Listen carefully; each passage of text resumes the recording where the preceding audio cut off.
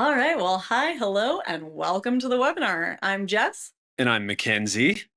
and we are about to get into a very exciting webinar with all of you in just a few seconds here. But Mackenzie and I wanted to go through a few of the housekeeping points that we think will help you get the most out of our time here together today. So, Mackenzie, where should we start? First, I want to draw your attention over to the questions section of your webinar console. This is the best place to get involved, get interactive, post all of your insightful questions, comments, feedback, and ideas. In fact, why don't you find the tab right now and give it a little test run by saying hi, hello, hola, whatever salutation you want to put out to the community today. And as a quick side note, that window is also the best place to reach out and let us know if you have any technical issues during the webinar. Don't forget that a browser refresh should clear up most of the common issues.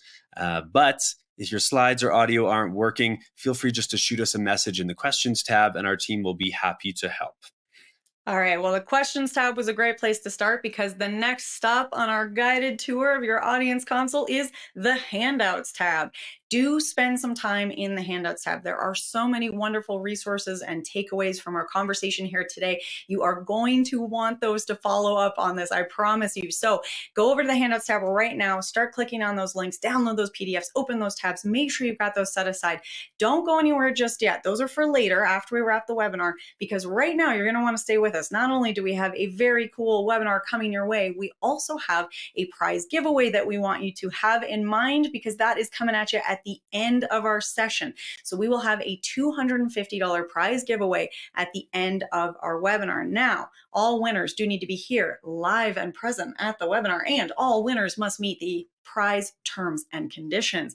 Those are linked for you in the handouts tab that we were just chatting about. So you can head on over to the handouts tab, click and scroll down, and you will find the full T's and C's waiting for you there. Okay, Jess, I think that's everything for the housekeeping. Let's get this webinar rolling. Let's do it.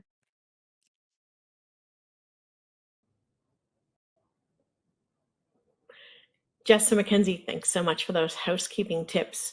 My name is Cindy Davis, and I'm the Content Director for AV Technology, and I'm thrilled to be hosting this webinar today, The New Face of Displays. As Jess mentioned throughout, this is an interactive panel, and we hope this means you too. So throughout the webcast, please submit your questions via the question section of your console, and we're going to take as many as you can throughout the hour. We're not going to do them at the end. And don't forget to download the helpful resources from the handout sections in the tab right next to the questions. Next, I'd like to thank our sponsors, Absen and Sony. And next, I want to ask our panelists to introduce themselves and provide a bit more information about themselves in their company and provide a bit of context as it relates to today's discussion. So Jonathan, if you'd start off, that would be wonderful. Sure thing. My name is Jonathan Kiley. I manage the sales engineering team at RedThread. We're a commercial AV integrator in the New England area, focusing on all aspects of the office environment, from floor coverings, wall partitions, furniture, and my group, the technology department. Great, thank you. And Jason? Hey, thanks, Cindy. Jason Metcalf. I'm the Senior Business Manager for LED products for Sony Professional North America. Wonderful. And Trent? I'm Trent Slider. I'm the National Sales Director for US Absen Incorporated, headquartered in Orlando, Florida, and happy to be here today. Great, thank you. And Chad? I'm Chad Hess. I'm with Advent Health, which is a healthcare institution with hospitals across the U.S. And I manage a team in Central Florida that covers about 375 conference rooms over 1,200 square miles of Orlando area. Great, thank you. So the cost of displays, as we all know, has come down. Content management workflows have become easier to use. Still challenging for some, but much easier to use. And there's really no better way to engage audiences. So whether it's a massive wraparound video wall in the lobby to set the tone and brand identity, to a virtual studio for announcing new products, or hosting a town hall, large displays for classrooms and collaboration spaces, the display has certainly come into its own. They're everywhere, and they certainly can be everywhere. And that's what we're really here to talk about today and inspire you. And an interesting statistic that I just recently saw, and I'm not surprised. According to one study, viewers retain 95% of a message when watching it in a video compared to just 10% when reading it in text. I think that is true for me, certainly in schools. So let's get started. I'd like to start off by asking each of you what new trends that you're seeing on the display front. And Jonathan, from the Red Thread perspective, tell me what you're seeing with your clients. Yeah, absolutely. So one of the things that we're seeing is a huge shift towards pretty much everything being centered around unified communications, whether that be Teams, Zoom, Google Hangouts. And with that shift in the conference space, that screen that was primarily dedicated for content is now sharing, much like we're seeing in this screen, where you have content, you have questions, you have AI companions, faces, polls. So with that shared real estate, the display sizes required in those rooms are definitely growing.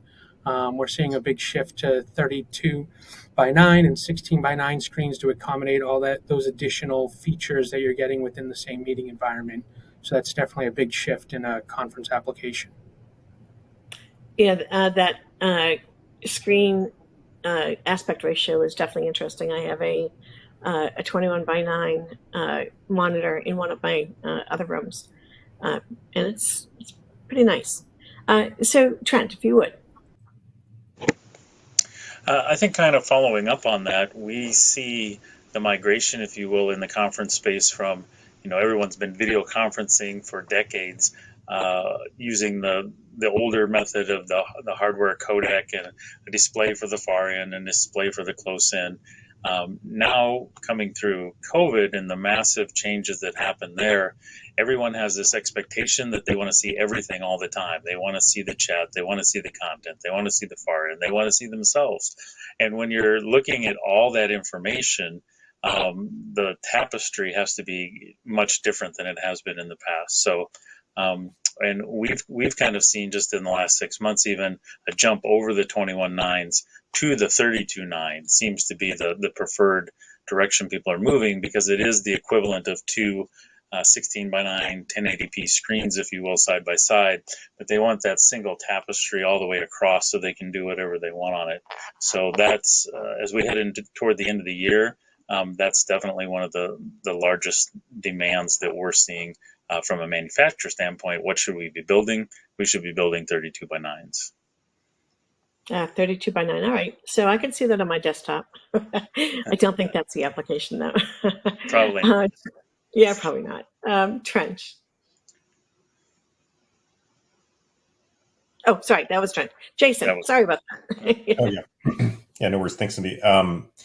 Yeah, like Trent and Jonathan said, we've definitely seen the boardroom, multi-purpose rooms become truly multi-purpose. They want to review a lot of different types of content. So not just having a more flexible aspect ratio or more flexible canvas, but displays that can better represent what they're looking at, because it's not just spreadsheets and PowerPoints anymore. It's content, and I think that to some extent what we've seen over, quite a few years now, accelerated by COVID, is that every company is to some extent a content creator, whether or not that's your core business.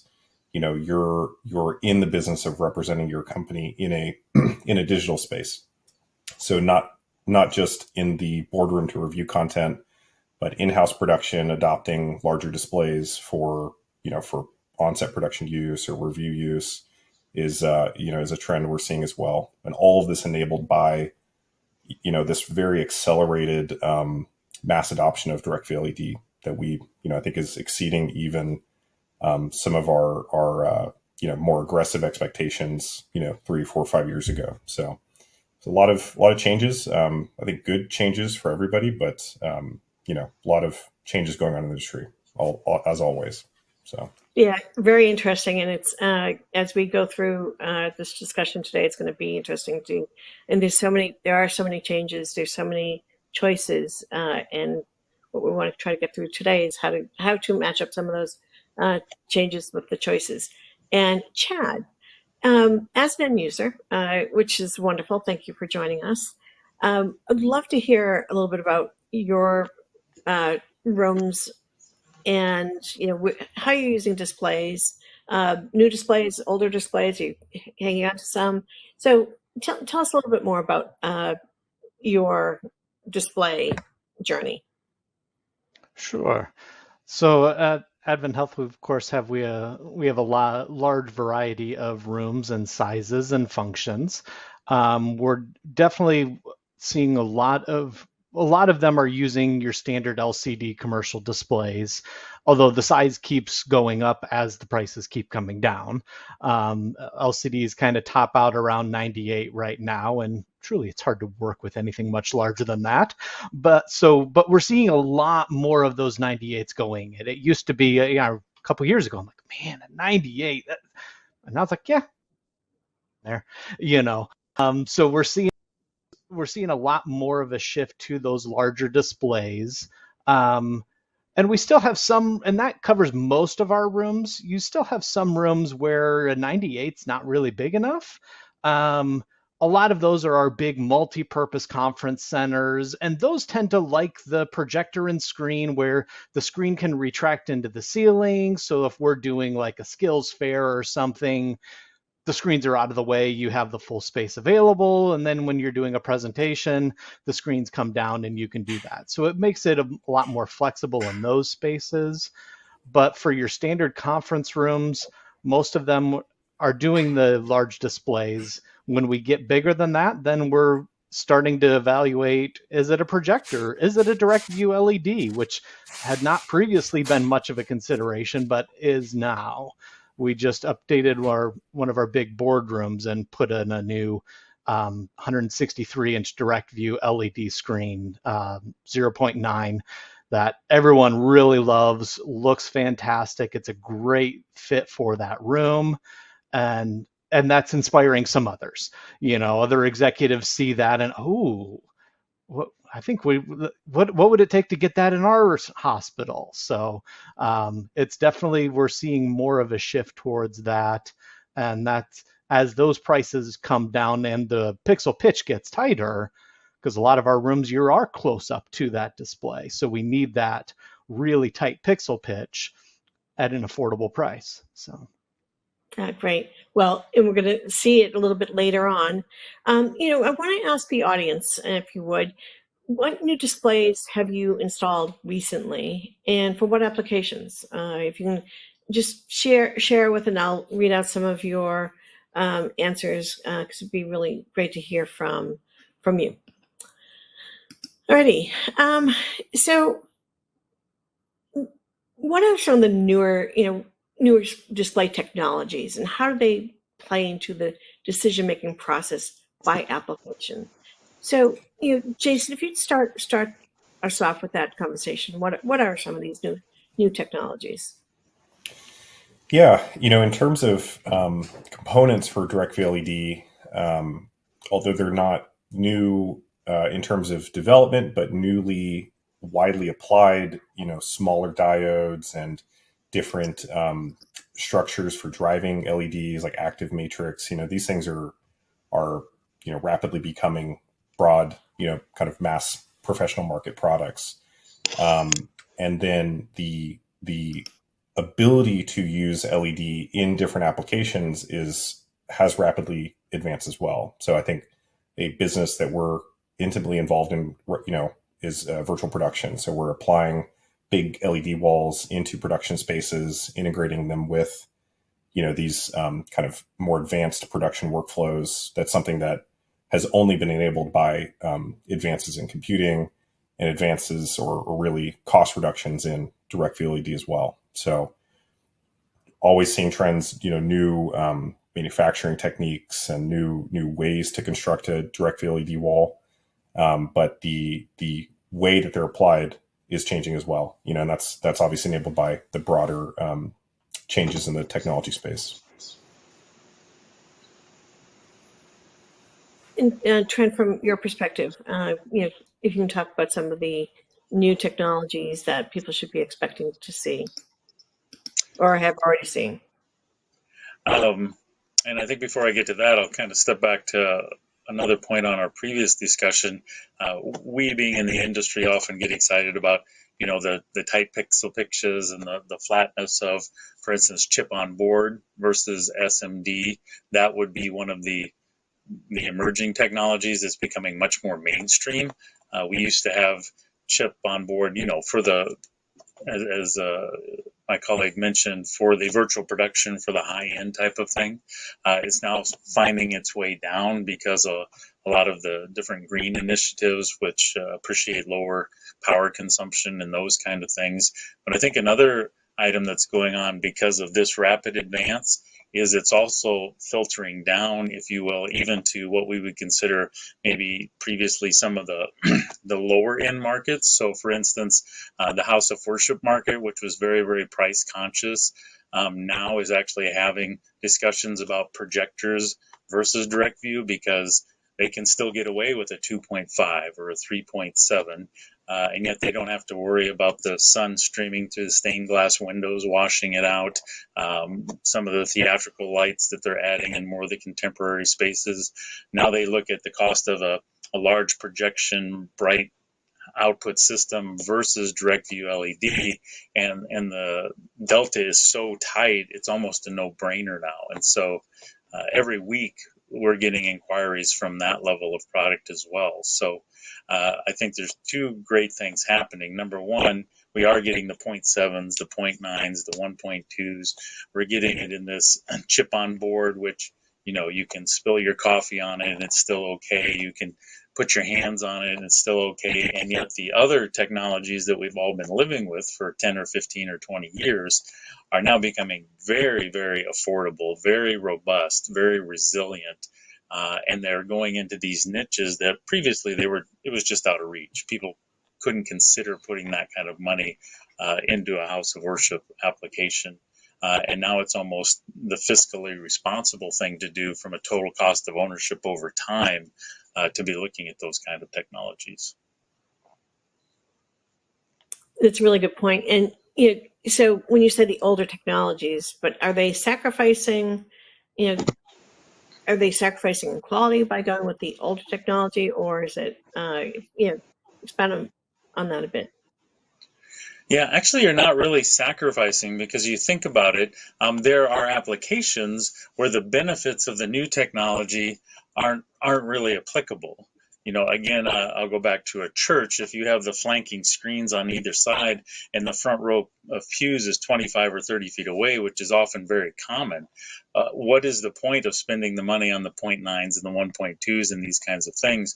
Those, you can't appreciate it at that distance. A 2.5 looks just as good, but is, more than half as expensive, or sometimes even more dramatically less expensive. You can get a lot of output, a lot of brightness, still get very high resolution, and still get a very proven and mature technology that's going to run for years and years and years. And you're really not sacrificing anything, except you don't have to climb up on a ladder to change the bulbs in your projector that are hanging out over the middle of the sanctuary. You don't have to put all this money into shades to try to calm down all the light streaming in on Easter Sunday morning. So it's really not a case that you're sacrificing or giving up.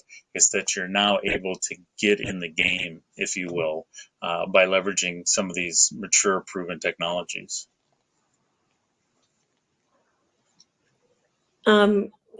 Jason, actually, if you would love to hear about some of the new technologies from Sony, and what applications you're seeing that it's being used in. Yeah. So, to Trent's point, I think that we have still a strong projector business. My background's in projectors, but there's a limit to what projection technology can do, especially in terms of contrast. I think that's where direct view really shines. Still great applications for projector. There's still things that projector can do, like mapping on regular objects, polygons that you can't do, at least as of today, with direct view LED easily. But we are looking towards the future, and I think that direct view represents the best of a lot of different technologies. Better contrast ratio. It's flexible in a way that it scales in a way that is similar to projectors. Right, you can get a very big image without reaching manufacturing limitations like you do with LCD panels, that kind of stuff. So those are all getting better. It seems like monthly, but every year at the next conference, there's more finer pitch or higher quality or better performing direct view products. And I think the auxiliary products to those, are kind of catching up now. There's better technology in LED controllers, and there's better ways to do on-site calibration and maintenance for these LED walls. And, honestly, the components supporting the walls are getting better and more reliable. So I think that's, we are focused on a very high performance segment of the space. And, we're always increasing picture quality and image accuracy and things like that. But we're definitely focused on, how do we make the display more reliable? I think I think it was Trent brought up this idea of total cost of ownership, not just about power reduction, but reliability over time, is a cost reduction, in terms of maintenance or early replacement. So I think that's definitely what we are thinking about, the longevity of these displays as well. And, to your point, this webcast is not about only, it's the new face of displays, and projector certainly is part of that. And Chad, you mentioned that there are rooms that you are still choosing projectors for. Is that correct? That's correct, yeah. Sometimes that's a multi-purpose space where they want the screens to be able to disappear for some events. Sometimes it's places where the projector is still is cheaper option than the direct view LED, and they're opting for that, at least at this stage, although that calculus is shifting. So, but yeah, we still definitely see a place for projectors, even ones where we have rooms that have a window at the front. I can install a display. There's no option but a projector and screen in those cases, other than redoing the room, and that's not happening. So, Right. So one of the other trends that I'd been seeing since I covered this quite a bit is the all-in-ones, and I think that really started. I saw it start at InfoComm probably about 2018, 19, just with a few, and then all of a sudden, so many manufacturers had all-in-one solutions, and that's a very interesting new trend. And some of them are portable. Jonathan, are you seeing your clients installing or ordering all-in-ones? Yeah, definitely. So there's kind of two huge benefits of the all-in-one solution. Um, as people have mentioned previously, the biggest glass you can get now readily available is a 98-inch TV, where a lot of the all-in-ones start at 100, 110 inch and above. And now that the power is coming down with some of the improvements on the back end manufacturing, those displays are able to be powered by a single circuit, single plug into the wall. And the biggest benefit we're seeing with the all-in-ones, especially in the Boston and New York market, is they ship in 3 or 4 pieces. So getting those into a high rise, getting them into an elevator, you're not worried about how you're getting a 100-inch TV up 30 floors, and they're a lot more stable. A lot of times those larger pieces of glass get damaged in shipping, versus the all-in-one solution, which comes as 4 or 6 tiles that kind of lock together, is a much more robust and reliable product to ship and service long term. And I'll just follow up on that a little bit, because we've seen a massive increase in our all-in-one business this year. Last year, we were kind of wondering if it was going to take off. This year, we have no question. It's a matter of trying to keep up with it.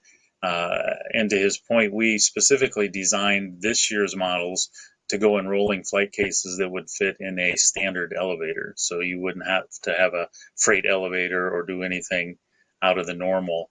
And maybe you have one module that goes bad, but you've got 6 more in the same flight case. So it's just a matter of plugging in the one you want.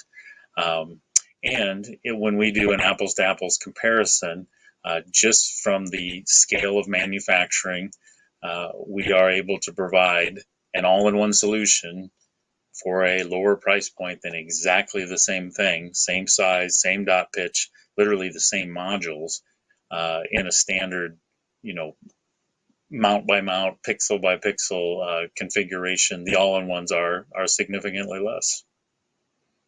Wow. There's a good argument for you for the all-in-ones. What's the largest away from the traditional model, but it is the reality of the situation. So, what's the largest that an all-in-one realistically goes up to? In our world, and I guess I'll step back just to illustrate the power side of things on the emerging technology. So last year's models, which were all SMD, which is what everyone has been used to for the last 10 years, where every diode is on there and put on individually, so to speak. We were using on a 110, a 138, and a 165. We were using 1 circuit, 2 circuits, and 3 circuits respectively. This year, for the same size, using chip on board, every size uses a single circuit. And then we actually can go up now to 225 on an all-in-one display. That still uses 2 circuits. Wow, that's pretty significant. So I want to ask the audience, and I don't think I've asked this one yet. Do you have any reservations about implementing or making the move to DV LED? If so, what are they? Love to hear it. We can answer some of those reservations you might be having. So put those on into the questions. That'd be great. So would love to now. Let's talk about some more applications, and we've got some really inspiring photographs here and rooms to show. So Jason, if you wouldn't mind starting off, and let's talk about some of the applications and that you're showing here, and what kind of technologies. Yeah. So I think at the to start, we are with our product lines focused on this representation of picture. We use our controller to do it. We use kind of our proprietary or researched algorithms to match luminance curves, and so. In a space like a museum, this is the International African American Museum in Charleston, South Carolina.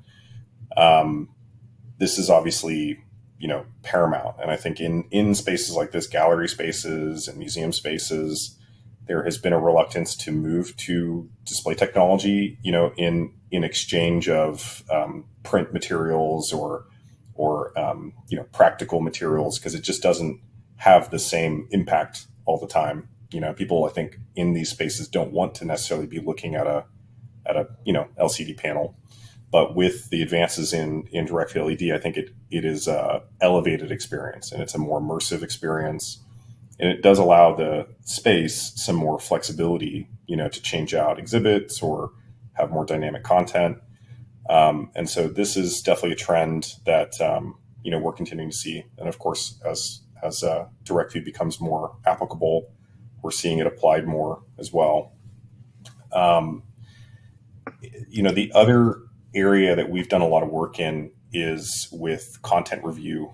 And so we've had a business for a long time in master monitors, and they're still kind of an industry standard in film and TV production and broadcast.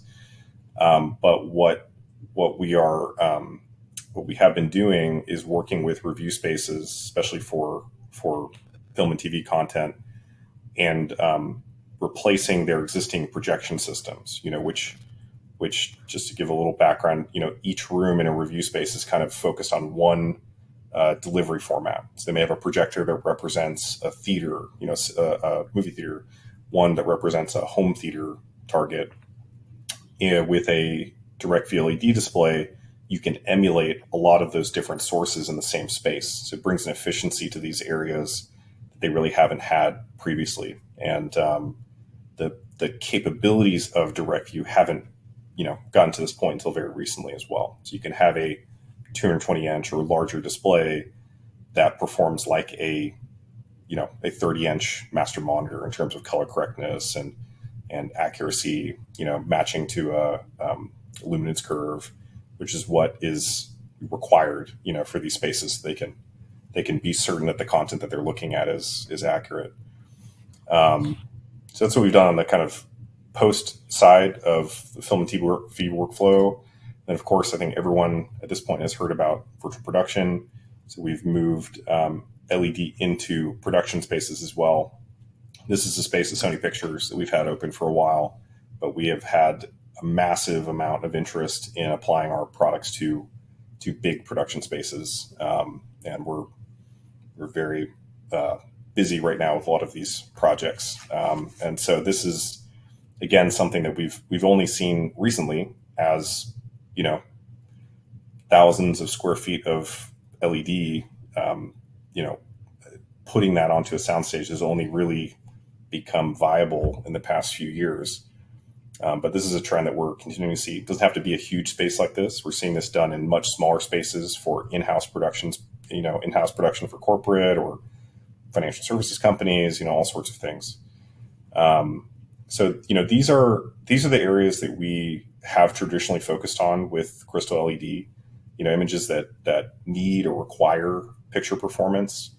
But we have, with just the general market trend, we've seen application in a broad variety of spaces. And it really is the full gamut of size of organization or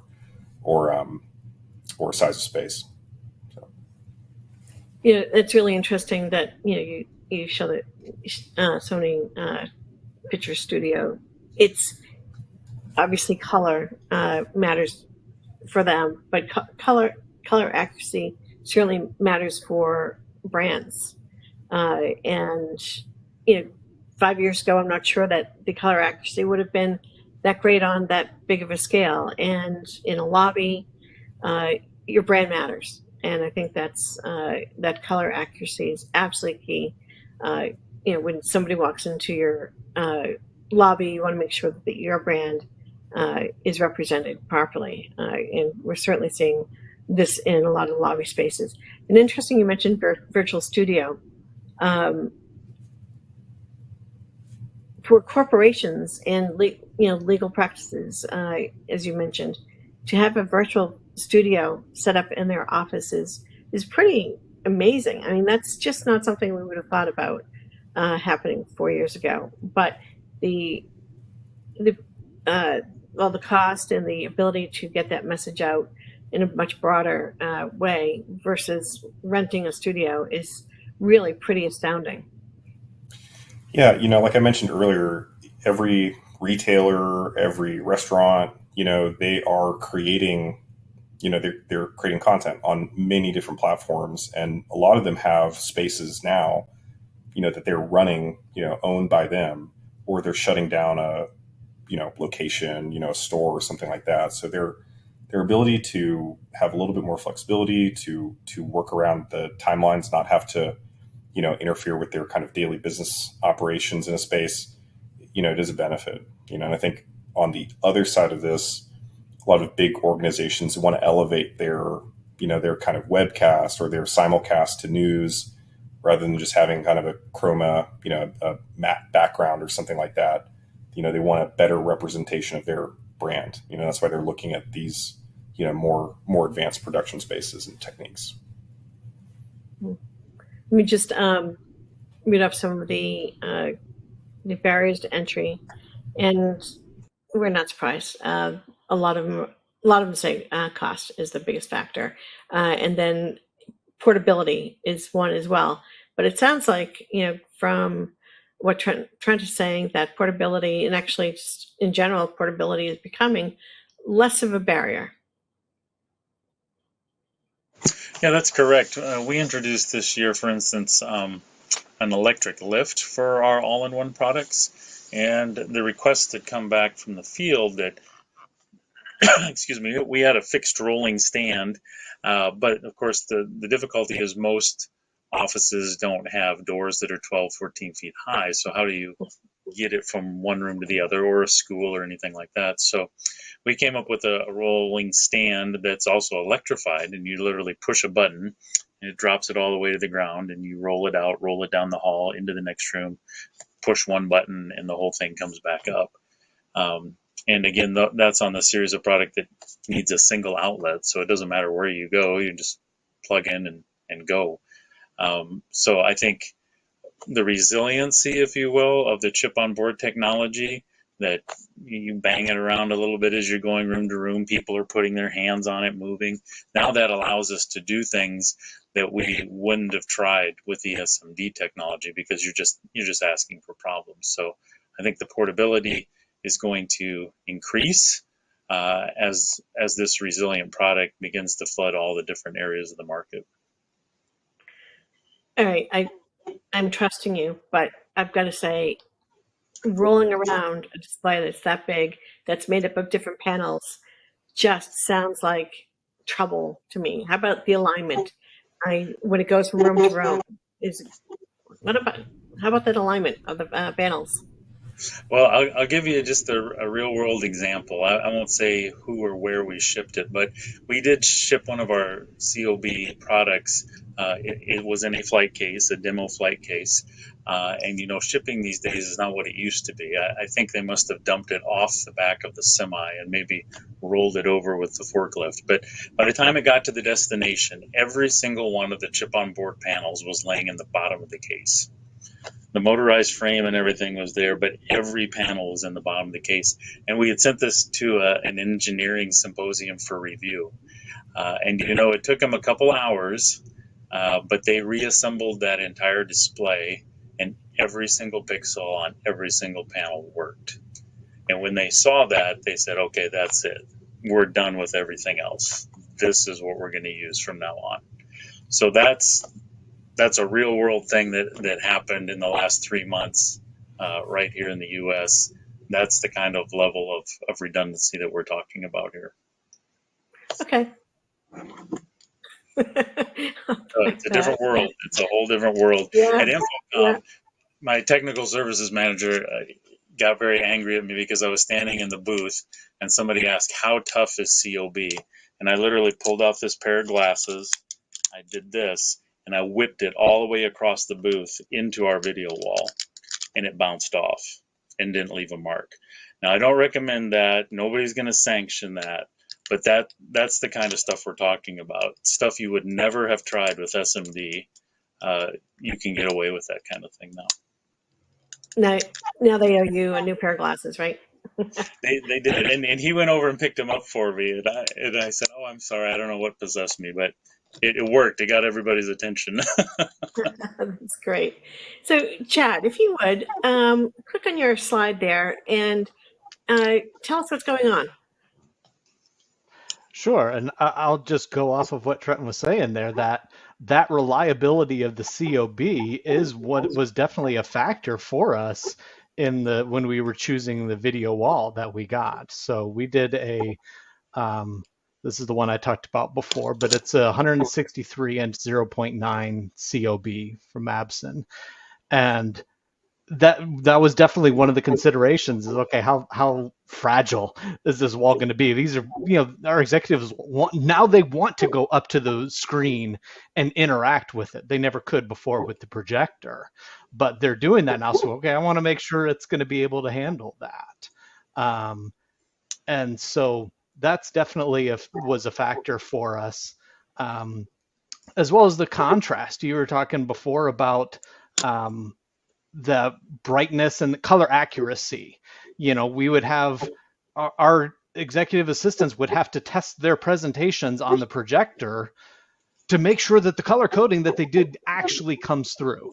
They would have to be adjusting presentations on the fly because what looked great on their screen was utterly worthless on the projector. Whereas now everything is clear, it pops. They're, much happier with that. They love that.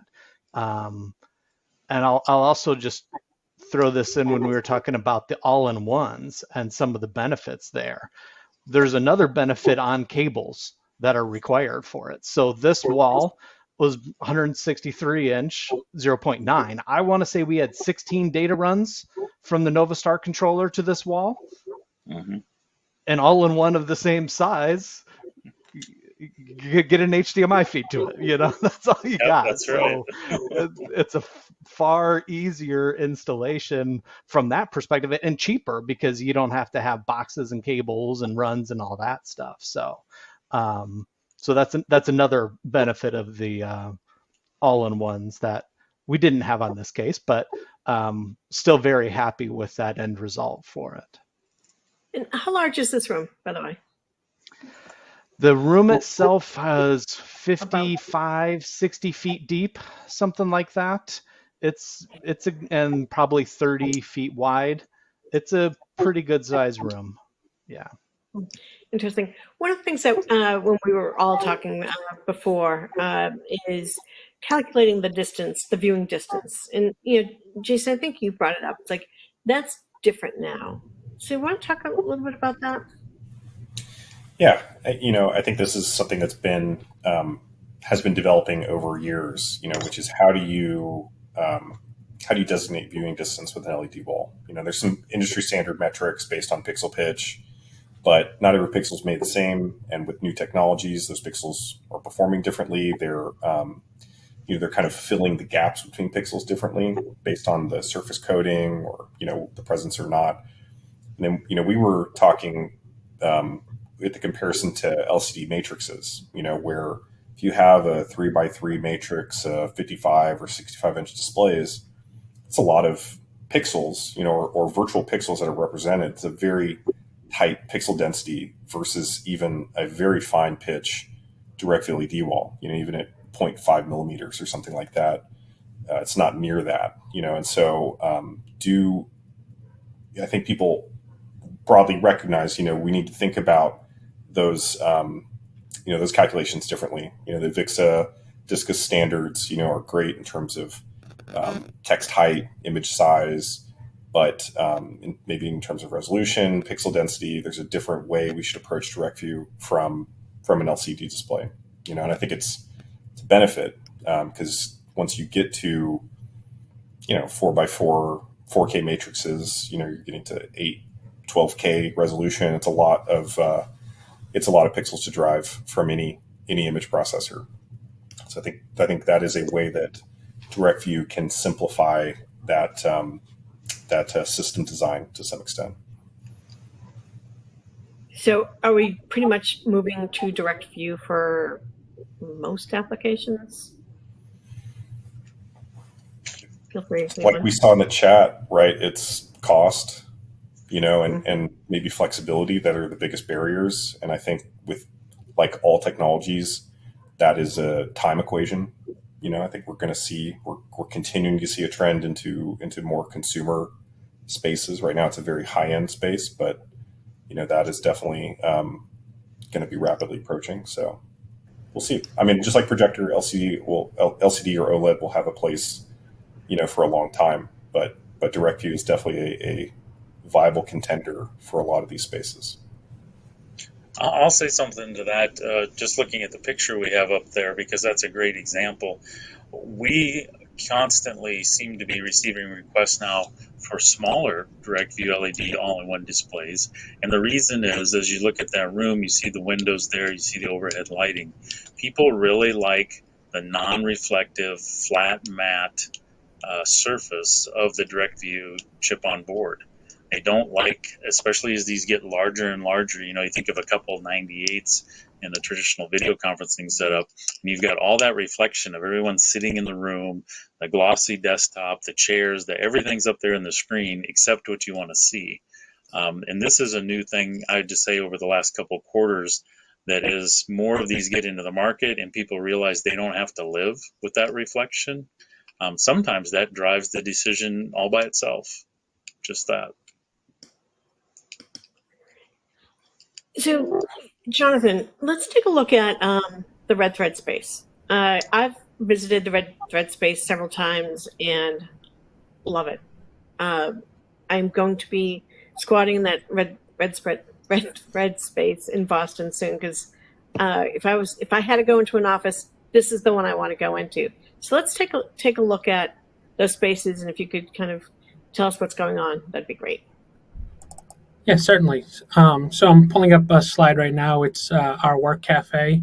So it's a hybrid collaborative meeting space, office space, presentation space. In this space, you'll see we do have an LED display installed on the front wall. And we did that for a couple of reasons. One, we previously had a 3x3 tiled LCD 55-inch display in that location. And as kind of Jason mentioned, 10 years ago, that was kind of the go-to solution in a boardroom or an application where you needed something bigger than a 100-inch display. And I would say in the projects that we're doing, we're replacing, we're very rarely leading with that tiled LCD solution, which had all of its inherent issues with alignment, the bezels, things like that. And we're replacing that with LED, direct view LED as an alternative. And we've been pretty successful in leading with that solution.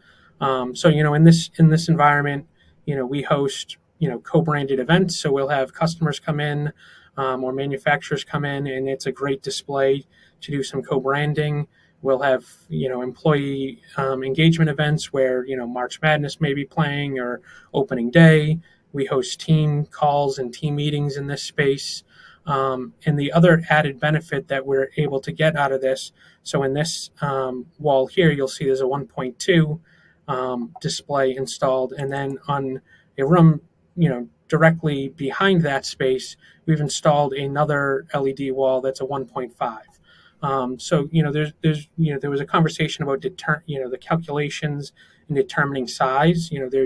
There's two main aspects. There's the overall size of the image you need to meet that, AVIXA standard. And then there's the, what's the comfortable viewing distance and where you're not going to see those pixels. And in a corporate application, you're normally going to fall on the 0.9, the 1.2, the 1.5. And there's a huge kind of price delta when you go from a 0.9 to a 1.5. And we've leveraged this environment where we have a 1.5 on one wall, a 1.2 on the other. We bring customers in, we show them the content.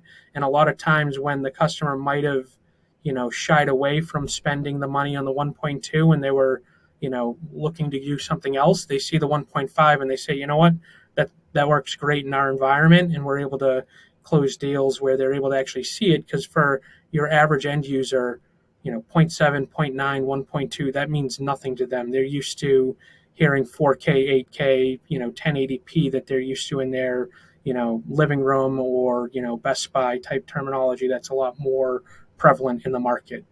And then I would just say the other thing that's a big differentiating factor, you'll see in this room, there's a Teams panel directly to the right of the screen in this image.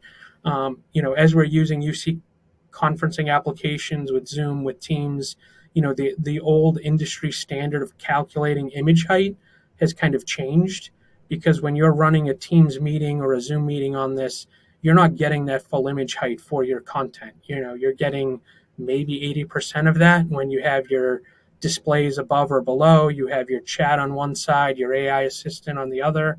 So that's driving a lot of our push towards LEDs, because in an application where a 100-inch display would have worked, we now need the 120-inch display, which is really driving that LED solution in most corporate applications. Great. There's just amazing offices. If you're in Boston, you've got to visit the Red Thread offices. Yeah. A couple of. I was going to say just quickly, so this is a space with a Microsoft Team room front row with a standard LCD. This is a 21 by 9, which, you see you hear a 105-inch TV and you think, wow, that's great. But in a 21 by 9 application, that's really only an 85-inch TV. and you'll notice you're not very far away from that screen, and that's right size for this room. So if you wanted a larger space, you needed more people in that room, that's when you quickly go beyond the capabilities of the current LCD market, and LED really shines. Wonderful. Comment that came in virtual product, the cost of entry might be high, but the cost to produce content through an agency over a year will be equal or greater. So, good point. Talk about virtual production here. So, definitely seeing that happen a lot more. And a question here: what is the value proposition for quantum dot technology and flexible displays? Is there a high-end market open as a starting point for products based on these technologies? Trent or Jason?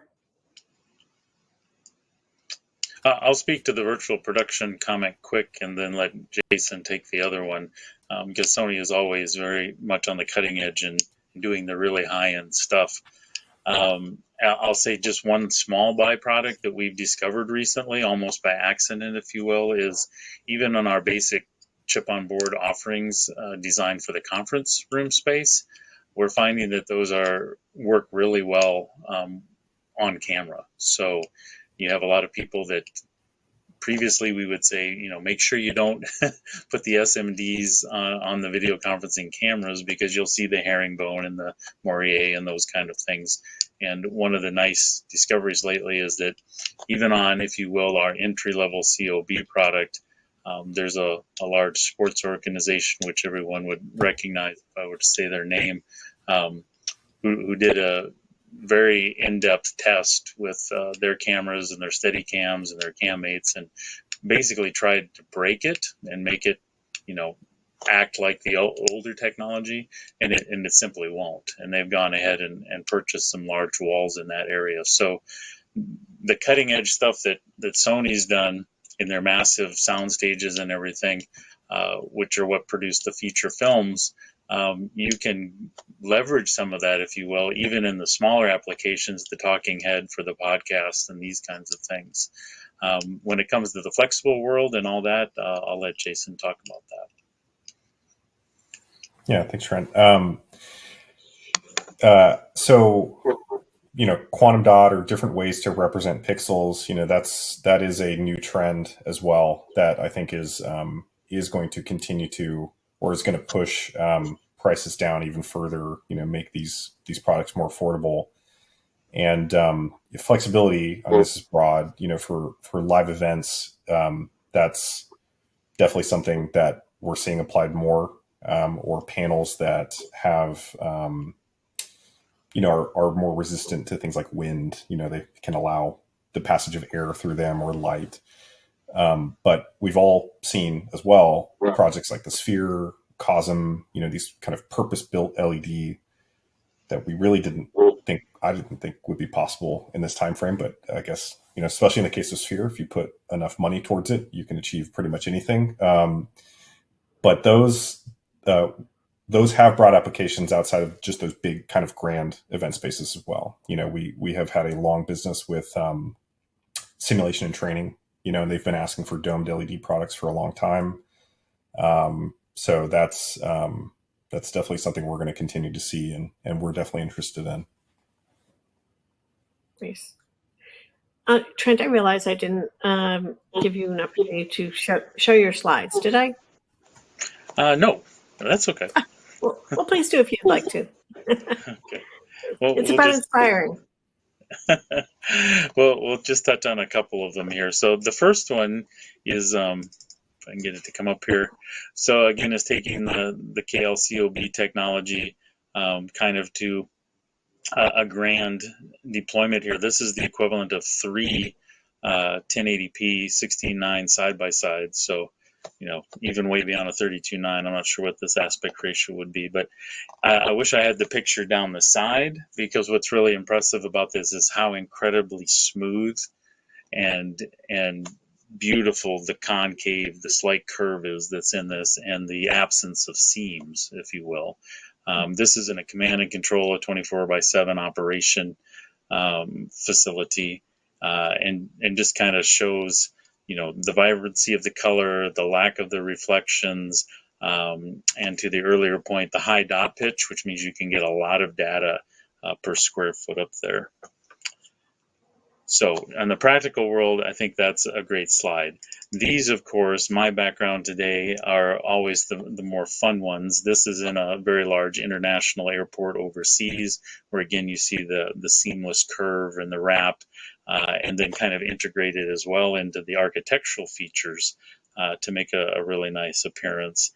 And then we kind of take that and put it on steroids. This was just done in the last 6 months. And this is a multi-story building, and of course you can't see it in the static picture, but if you can imagine the video flowing up and down across that 20-some story building, it certainly gets people's attention. So that's what you can kind of do when you push it all the way to the edge. So think big. Think big. So I would be remiss if I did not bring up sustainability. It's something that has come up in several of my webinars recently. Talk about it worldwide quite a bit, but it's something that display manufacturers in particular have really been paying a lot of attention to. So, and I know Sony has the Road to Zero. Jason, tell us a little bit about Sony's sustainability efforts. We might need more time. We have a lot of different initiatives going on. I know. Packaging waste reduction. We have a carbon road to zero. We talked yesterday a little bit about ESG ratings, right? That's something we're very focused on. And our products as well, especially display, have always been focused on energy efficiency, reducing power consumption. And I think I mentioned earlier, it's just one part of that story, right? Also making that display, more durable, more robust, right? So that you're not having to replace parts or having failures as much.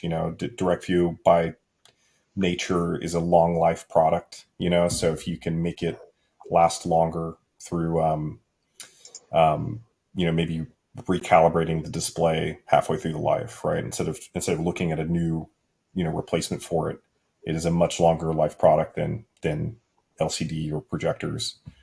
So I think that is kind of where we're focused on. And as new technologies come to market, they're again by nature a little more efficient, lower power consumption. Mm-hmm. And Trent, I'll let you finish out with that, because my comment would be when you're looking at display technologies, it's something that the consumer end user should be considering as well.